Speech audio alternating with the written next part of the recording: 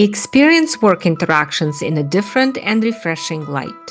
This is the Leader in You podcast, brought to you by EMC Leaders, taking care of the teams you care about. Welcome, everyone. Welcome back to the Leader in You podcast. We are so excited to be here. My name is Polina, and I'm here with Dr. Lola Gershfeld, and this is your favorite podcast of all times, of course, the Leader in You.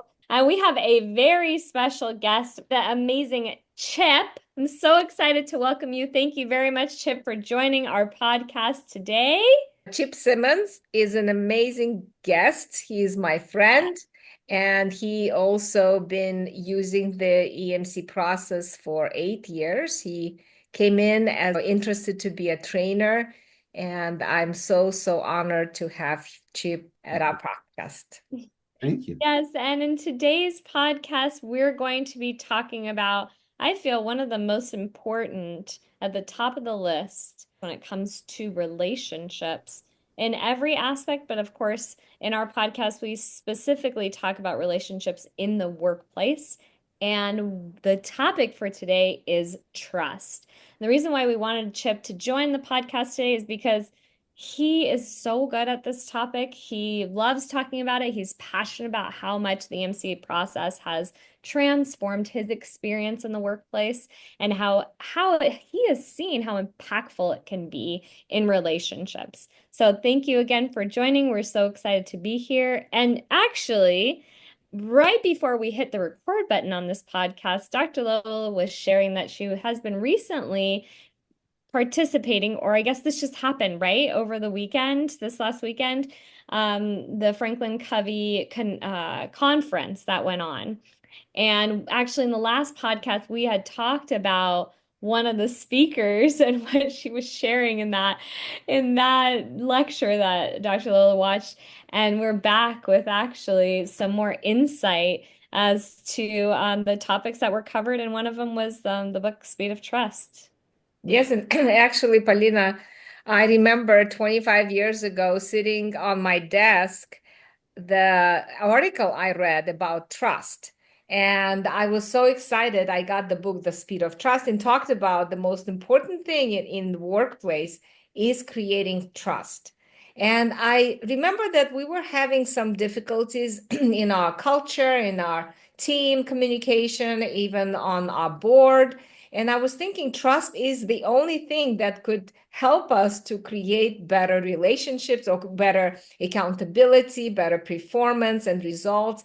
And I dragged our CEO to take the Speed of Trust workshop. It was a 3-day workshop. And I was so passionate about these behaviors that they taught us, be accountable, be transparent, be result driven. It was very revealing to me that even with all the efforts that we put in, and we brought in the person from Franklin Covey to our company to train everybody on the Speed of Trust. And even though with all the efforts that we have done, it only lasted like 6 months. And then everything went back to the same problems. I actually remember when you guys were learning about the Speed of Trust. I remember even reading the book. I think I remember. The interesting part about trust is it's not a technique. It's not a behavior. Let me clarify. It has those elements to it, but it comes from a natural being of who you are.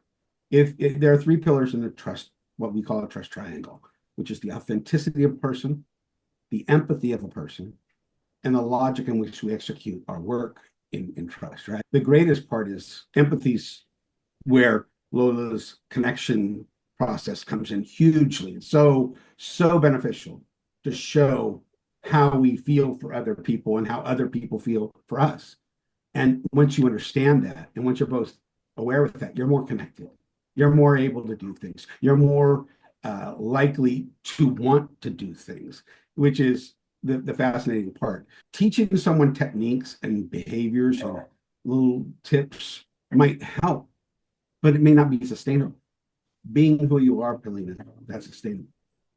Being empathetic as Lola is, that's sustainable. being logical and making sure we have a plan to get there, our structured path, do these things. That's what makes us retain trust and build trust. And the interesting part about that whole the speed of trust thing, and Lola saw this years ago, I think a couple of years back, we actually got to work with Harvard to build a mathematical calculation to actually rank trust to do reduce time to heal events. I got to do something I never got to do before. So I was very excited about that. It's funny because I even tested the math and AI and it worked.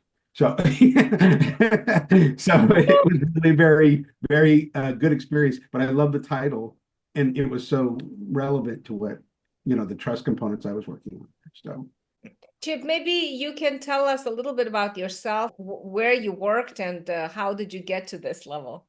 sure. I actually worked for a big electric company, one of the fourth largest electric company in the nation, and I worked under a department about 300 and some odd 380 people, something like that. But in my own team, I had about 10 people. But I ended up training about 9,000 people across the organization at one point in time in Lola's process in how to reconnect with individuals, how important that was to reestablishing trusted relationships and building trust. That was the whole focus of the work that I got the luxury to do. My role in the company was an automation or AI developer, stuff that's technical. But I saw the value. I really saw the value in connecting with individuals, and not only connecting with them, but connecting so that they wanted to connect. That's huge. When you get people to start wanting to do something, your job's easy at that point. And I told Lola this, I think maybe 2 years. I just recently retired. So, but Yay, congratulations. oh, thank you. But I told her about 2 years ago, I really see this as my job now. And I think she was happy about that because it was very exciting to see something that I learned. And Lola, she went over it really quick. She said, I wanted to learn to be a trainer. Now, I wanted to stop being frustrated in meetings and being frustrated when people were not, I wasn't connecting. I was disconnected with them. I didn't like that. So I actually found Lola's course, and Lola brought me in, and it was amazing. It was life changing. And I don't mean just at work. I mean in everything that I do, and that's what I'm so thankful for because I don't give it short shrift at all. It's so important to be able to do that, and then to have my own kind of, I don't know, call it niche or whatever, to focus on building trust in relationships or building trust in high performing teams. That's given me a whole new where I want to go with life, right? I've now moved into more of an entrepreneurial kind of world. So it's kind of really fascinating and fun to experience that. I wanted to ask you, Chip, this is really interesting conversation because I notice, like, even amongst my kids, I talk about when someone lies about something, okay? And typically, when in the workplace, in any relationship, but in the workplace specifically, if someone lies about something, I think that people are really quick to judge and put a label on a person that lies, such as like they're a really bad person, like they don't have values, they're lying, they're not honest about what's going on with them. And I think what happens is like when you do understand the EMC process and like you really you take the course and you use the materials and you really implement it into your everyday, it's like the perspective changes on that person's experience of whether you were lied to or you maybe had said something, maybe lied. Because it's no longer about judging the person that actually didn't tell the truth. It's now about understanding, well, like that person must have been scared in some sort of way, had some sort of fear of expressing themselves or saying what they were really feeling, or they didn't feel safe enough to share what was actually going on with them. And then you start to look at the entire situation differently. Well, what role did you play in not making them feel safe enough to be able to express the truth or to share really what was going on with them? And what are the struggles that they have experienced, that they can't actually feel accepted for being or feeling the way they're feeling and then being able to share it in that way. And I think, and so my question is, how has that, like, do you feel that shift too when you're working with trust with relationships and in the workplace?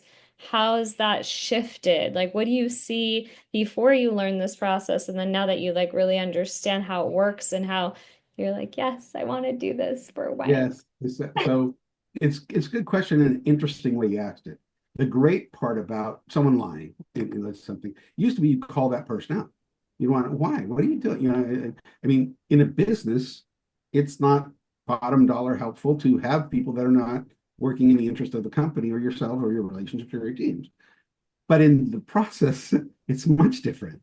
So it's actually something you learn, and it's something Lola had to. I think at one point she was standing behind me with the prod ready to say, "Stay out of the content, stay out of the content." Keep keep out of the content, because the reality was I would go back into it all the time. But I learned after numerous failures that that works way better. So you can lie. And Mm, like I said, trust is important. Trust is foundational on those things. But that's where the empathetic model comes in, and the EMC process comes in which you're using the ability to find out, other than the fact it's a compelling event that happened or a catalyst or a trigger, I think is the other term that's used. Um, mhm. Other than that, it's not relevant. It really Yeah. is relevant. What's relevant is to figure out the emotional standing between you and the partner, and what was it? Why did it get to that? To heal it, to know that you're creating not only that safe space for individuals to share and have the ability to reconnect, but it adds to that component. One of the things you mentioned was lying, but I look at trust in a few different ways. One of the times I was brought in, I guess they were doing reduction in forces. This happens at every company in some cases. But my manager took out a piece of paper, started reading from the paper and reading verbatim from the paper. And I'm like listening to this for like a minute and a half. And I'm like, I've known you for 15 years. Just talk to me. Tell me what's going on. Oh no, I have to read it from the paper. And I told her, I says, this sounds like a legal requirement, so I will give you that, but it's not really you and me. You can talk to me now. You've got the legal requirement out of the way. Talk to me. And it Yeah. changed the dynamic of the conversation because she was not being authentic as who she was. She was reading a document that she was told to read by the legal team. Someone should have had a session with the legal team, Yes. to Right. help them to understand how to better connect with the individuals. Because that's one of the hardest things to do is go through cycles of reductions and whatnot like that. The great part is I had people sometimes when I actually had a couple of employees of my own that I had to riff, and I was told to do it. I had to do it, and I didn't do anything that the lawyer said. No offense. I mean, I didn't do it, but those people left that room thanking me, hugging me, saying, I'll miss you, wanting to still connect, even after they weren't going to be at the company anymore because of the way it happened, Mm. not because I read it from a piece of paper. Anybody can do that. That's not really management, actually, to be honest with you. That's not even human, if you want an honest answer. That's why I love Lola's process. It takes the complexities of neuroscience and it turns them into human action. Huge. When you have human action and human connection, there's nothing you can do but connect. There is nothing you can do but Mm. connect. So it's just one of those. It's my favorite thing, really, to be able to see that. And like I said, Lil, she always says, "Oh, thank you for taking the class and this and that." No, no, it's the other way around. Yes, I agree. I agree 100%. Thank you for sharing all of that. As you were talking, Chip, I remember how difficult it was for managers to talk to their employees or direct reports about difficult topics, and one of them letting go. I remember we hired a marketing director, and it was so hard for our CEO to let him go because he didn't do any work. Every time we had a meeting, he was just giving us inaccurate information. And when we talked to the CEO, he tried to avoid the conversation because it was so hard. And what I found was either it is the motivation or making the right decision or being accountable for some of the things. You cannot really do any of those things if you don't feel secure in the relationships that you have on your team, with your peers, with your employees. You can let go of people. You don't have to keep them. I mean, you're not obligated to keep them. If the business is not going well and you have to reduce it, or the person is not performing or not the right position, it's very important to make those decisions and feel good about it. And I think once people understand and connect emotionally, it's so much easier for them to do that. Oh, It's yeah. easier to make decisions. It's easier to talk to the person. It is easier to find a different position. Like after when we learned the emotional connection process, we had another manager who was just not doing well in one particular department. I think he was hired in sales and he just wasn't doing well. So then he went to the materials department, then in engineering department. Then finally he landed in purchasing department, which then he worked there for 15 years. But because he had a good relationship and because the whole idea of knowing how to create those secure relationships, then you have other options to look at. It's no longer black and white.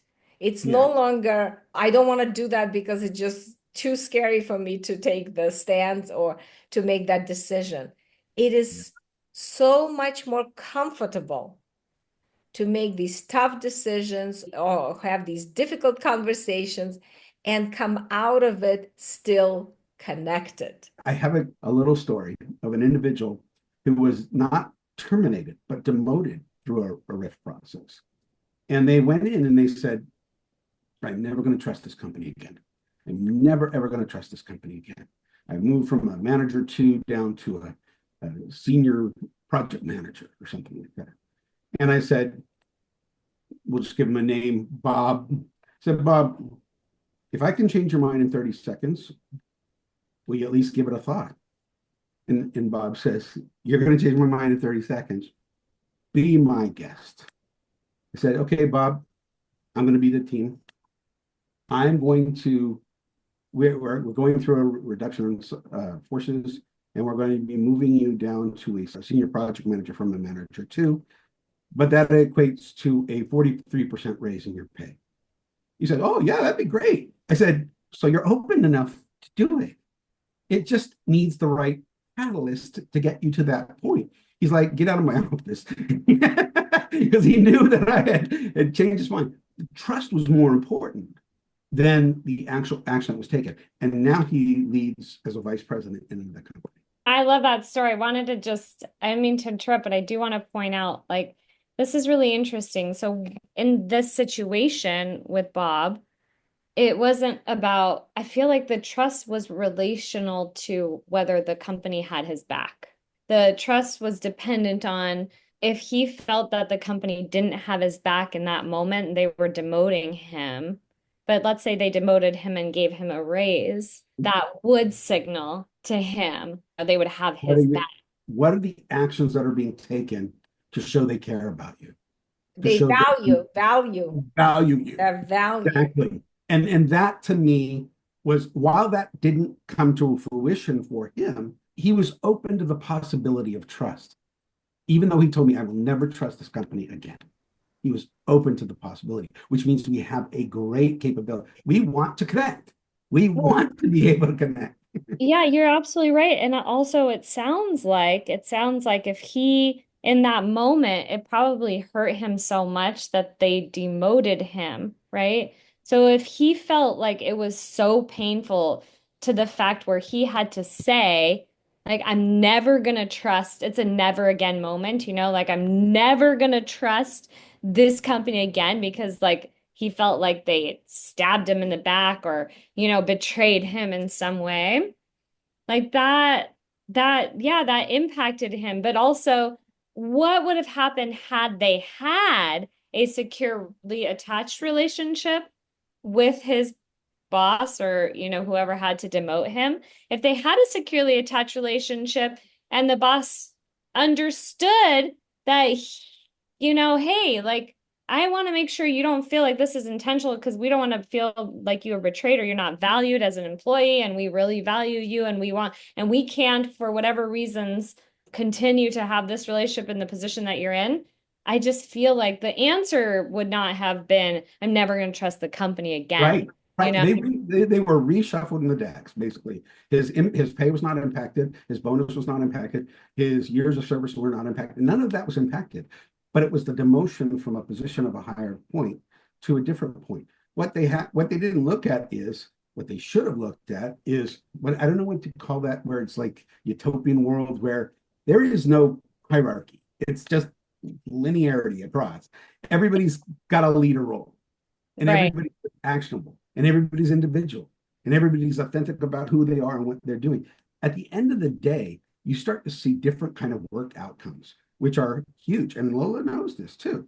I mean, and this always got me at least in the room when I was discussing the emotional process. They were talking about teams not operating and working cohesively together. One like I says, that's a bottom line dollar cost to your company. And they were like, what do you mean? And I had explained it to them. If you're not doing this, people are avoiding each other and doing this, taking time away from each other, taking longer to deliver on projects, all of that is cost. And that's how you get the senior leadership to listen to you, at least for a conversation. I mean, back in 2017, I had the ability to work on a project called the Exchange Project.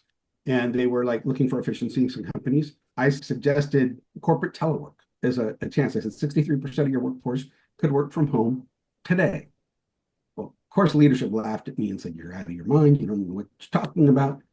And then on the day of the pandemic broke out in March, whatever, I get a call from 50 different managers saying they've got your program, they're reading your program, they're looking at your proposals, they're doing these things. And we enacted, I'd say 75%. I felt so valued at that point. And probably valid, like Yeah. validated in your entire perspective of putting out those projects. And I became the guy that thinks differently and was brought in to think differently about things, and sometimes they worked, sometimes they didn't. But at the end of the day, people knew me as the guy who thinks differently. And that was a fun experience for me. I wanted to just go back really quick to the situation, the story you're talking about, Bob, because like the more I think about and what you're sharing now too is, yeah, had they had that relationship, Bob probably would have never said, oh, I can Yeah. never trust the company again. Because probably what was going on in the years that he worked for the company, he probably felt like he always had the company's back. He was Mhm. always there for the company. He was Mhm. always there to make sure that, they felt whatever value, like he brought value to the company. But yet in that one moment, in that one instant where they demoted him and he said, I'm never trusting the company again, that's the pain that employees experience. They don't necessarily know how to express and really understand what is going on with them because they don't know how to express their feelings. They don't have these kinds of conversations where they are able to be bonded and securely attached in that relationship. I like Valina, I'm that. guessing that both sides felt that same way. So the manager probably felt that same way, that Bob wasn't doing enough for the company to continue to be successful or whatever the projects are. And then Bob didn't feel valued enough and appreciated enough from the manager. So it's always a relationship. They both get stuck and they don't know how to improve it. So many times organizations, what they would do is they shuffle people around. If something is not working, they said, oh, we're just going to have reorganization.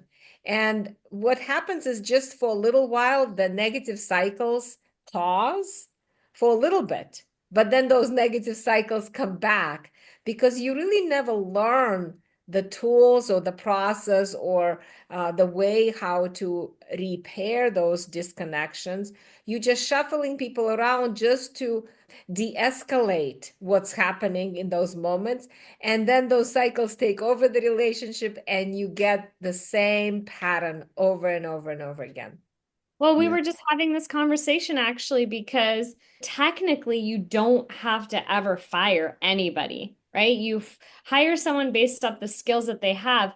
But if you use the process and you're able to create a securely attached relationship and to create a thriving environment in the workplace, then you never have to fire anyone unless they can't actually do the skill that they said they could. Like, what's your perspective on that, Chip? Because if you Hmm. don't ever have to fire anyone because you have the process to guide people through their emotions, so you're constantly in this state of feeling good, Nurturance, right? Yeah. yeah, Nurturing the and relationship. then the person will thrive, and then you'll be not having to reorganize, not having to move people, not having to demote people, not having, To a degree, unfortunately, sometimes business does get in the way. So you may lose contracts or something like that of big nature that you can't deal with that. But I can tell you one thing that will happen from that. People will work harder for each other to make yeah. sure they find ways to soften, for lack of a better term, whatever people are going through, or assist or provide. I mean, think about this for a second. If you were to, let's just take a fictional company, any company, and we had to lay off a person from this company, and you gave them a decent severance or whatnot like that, but you knew that wouldn't be the end all be all solution for them. But you said, you know what, I'm going to call up and follow up with you in a week and make sure you're doing okay, check in on you. I'm going to make sure that when I hear things, I'm going to get you the information. How much more valued would that person feel on the other end? They Yeah, would feel so much more cared for. thankful and Mm, careful than it's an idyllic thought. People don't think that way. They think, oh, it's business, it's not personal. Sorry, all business is personal, period. There is no yeah. difference between the two of them. The greatest part is if you can start to see that, you can start to act on it. You can But start to look at it and do those behaviors. Chip, like, I mean, the thing is, someone can only be responsive that way to someone if they're feeling care for themselves, right? That's right. So That's right. I guess this is the catch 22 though, because in an employee-employer relationship where you have a boss and then you have a subordinate separate from like coworkers working together, it's like, well, if the boss can't be responsive to their employee, then the employee is not going to feel valued or cared for.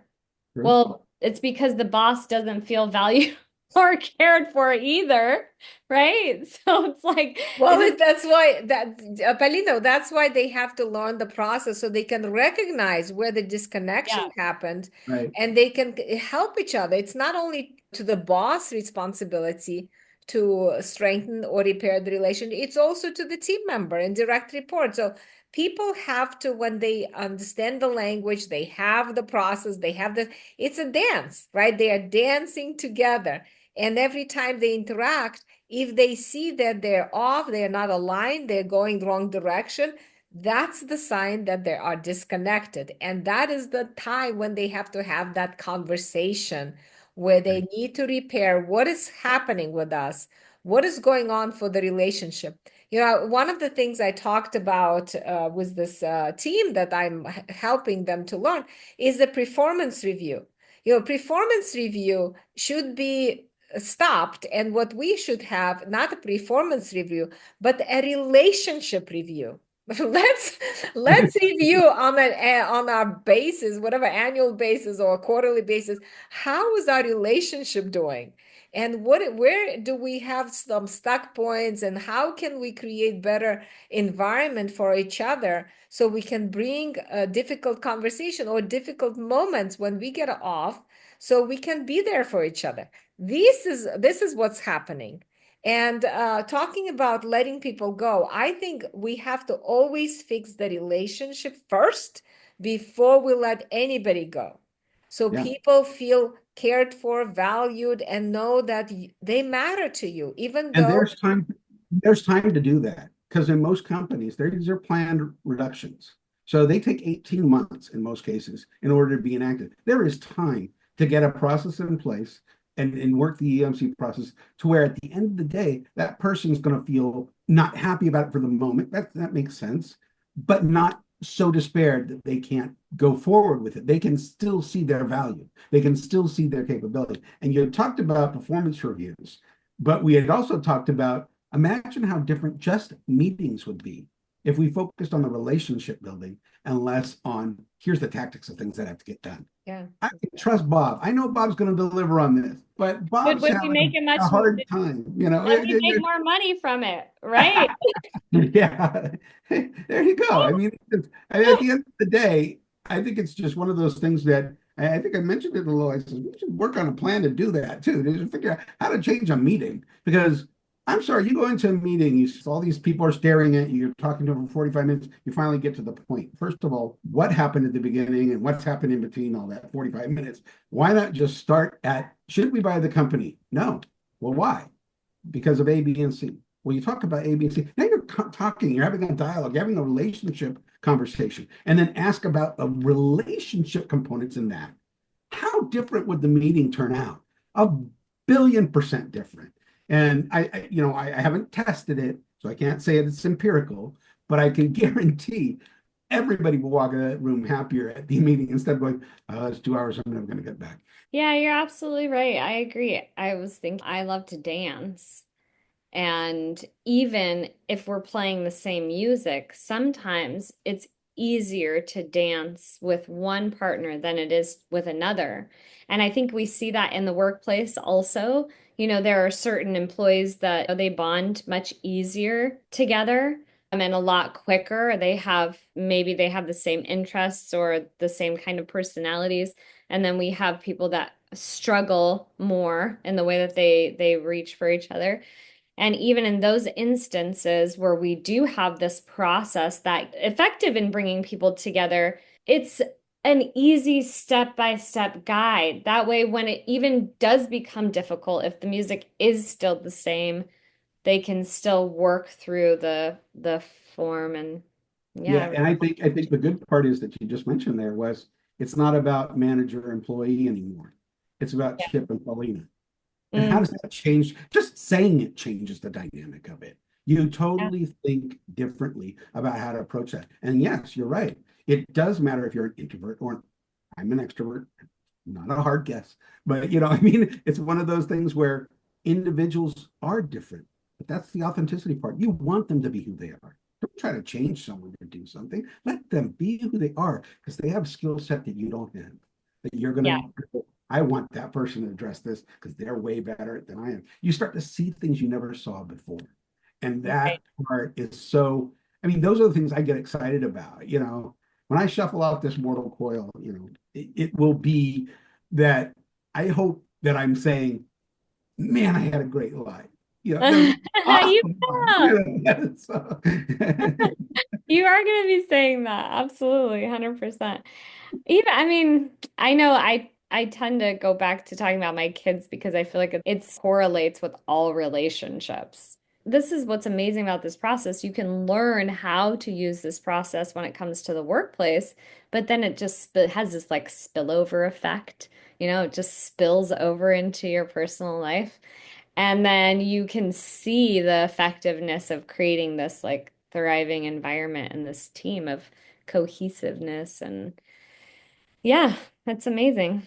I love it. Well, I think we're coming to an end, to the end of our podcast, and that this was a fun conversation. The time went so fast. Wow. Yeah, I just think that trust is such it's hold to such high value, and it can be experienced in so many different ways.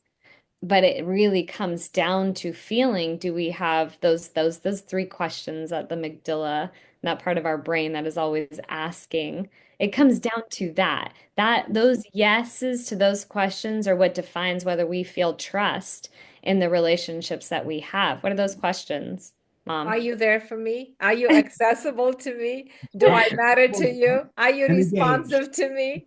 Yes, Are you going to exactly. be there when I call? Yeah. Right? The great part about that too is that you had mentioned there's techniques to reconnecting with individuals, right? We use a technique in order to reconnect after we do our process. There are same connections to reduce time to heal events too, so that they're Yes. not as long. And that's again, bottom dollar, costs money. If you can solve a problem in 1 month versus 3 months, you've saved 2 months worth of X dollars at weighted figure values. So, I mean, there is a business component to this. Oh, you know what? Okay, and I'm just gonna say this one more time, but I had this conversation with my son who has this friend here visiting from Germany, and the friend from Germany has been staying here for like a good 3 weeks now with us. And so they had a conflict. The friend, his name is Ben, he had a little bit of a situation with Avi, and he got stressed over the situation. And so he was kind of upset the entire day. It was a Saturday. And we ended up having a conversation because I do the same process and I use the form with my kids. So we sat the next morning on Sunday and worked through it. And I told them, like, for me, 24 hours is a really long time. Like, a month would kill me, you know? But this is why people don't wake up in the morning and they're like, yay, I can't wait to go to work because they have had this, conflict, this injury. And then it is just like dragging on and dragging on. And it's constantly in the back of their head, which makes it very heavy for them to hold on to for all this time. And so I was telling the kids, and these are 17-year-old boys. So I'm telling these boys, like, you guys, imagine, like, if right at that moment when you got injured, you got triggered by what was going on, that you could have just like turned to Avi and just said that whole sentence that they did on the form. Imagine like how much more enjoyable that entire day would have been, you know? And instead they didn't hang out with each other. Like he was like very disconnected. They were disconnected. Like they weren't upset. They were still, happy or whatever. But still it was like so weighed so heavy, right? So think about it that way too. Like that just happens in a moment in a relationship with two 17-year-olds. Like imagine you have employees and they're working at the company and then they get triggered. And then for 30 days, for a month long, for 3 months, for 6 months, you're having these conflicts and conflicts and conflicts in the business workplace. And then they're not performing. And now they have to have a performance review. And now they're getting demoted, because they're not performing their job. Well, why not address the problem 6 months ago when or just at the start of the problem so the person can feel like they're so valued in the workplace that they can thrive for the next 6 months, and get promoted instead of demoted. So Yeah, I like you said, you don't, what is it? You don't get the second chance at the second bite at the apple, right? You only get one. You got to go back and I love your idea of why waste a whole Saturday? Let's address it in the next, 30 seconds and My husband would say only a pursuer would say that. Because withdrawers, it's so hard for them to do that. You're They right. try, they try, but by practicing over and over again, it becomes easier for them. I think withdrawers shy away because they don't have the language. well, I think even pursuers don't either. And I know I'm a recovered withdrawer, is what I like to say, because I spent so much time learning this process. I've transitioned from withdrawer to pursuer, or maybe somewhere in between, which is what we want. We want to be like not too much of a pursuer, not too much of a withdrawer, just like somewhere in the middle. And so, yeah, it's like it's been 2 days is what I said to them, or it's been like 24 hours. And that is the distance, which is what you were saying, Chip, is like the distance amount of time that you're actually disconnected. The longer you wait, people say like, oh, it just takes time to heal. No, time has nothing to do with healing any relationship at all. It does not take time to heal. What it takes is the process and ability for us to say, like, hey, what you said and what you did, or what the decision or the actions or the facial expression, whatever those options are on the EMC form, that's what impacted me and triggered me, and this is how I feel. And, to be able to have those kinds of positive cycles and conversations. So then the amount gets significantly shortened and Right. And that's the time component in trust, right? Where you really start to see, let's not waste that time. It's good time to invest in the process. yeah, absolutely. 100%. And this is what I also saw with the companies that I worked with. The more connected they became, the more transparent they became, the more accountable they became, the more result Authentic. driven they became, the more trustworthy they became because it came from the inside. It was an intrinsic motivation rather than somebody is constantly after them, asking them why this is not done and when are you going to get that done. this is the pattern that needs to be changed. And We're living hallelujah, it. we can create a better business world for people Yeah. to be and enjoy their lives. Yes, well, thank you so much, Chip, for joining us in our podcast. It's such a pleasure having you here and talking with you and getting your perspective as well with your experience with the EMC process. My name is Polina, and Dr. Lola is here, and we're so grateful that you are watching or listening, and wherever you are in the world, we appreciate you, we value, we care about you, and you matter to us. Thank you for watching the Leader in You podcast. We'll see you next time. Thank you. Bye-bye. Well, bye, everybody. Thank you, everyone, for listening. It's a joy to share these podcasts with you. Be sure to check out our previous podcasts and subscribe to join us at our next podcast of The Leader in You, brought to you by EMC Leaders, taking care of the teams you care about. Until then, be well and be focused on your relationships. We'll see you soon.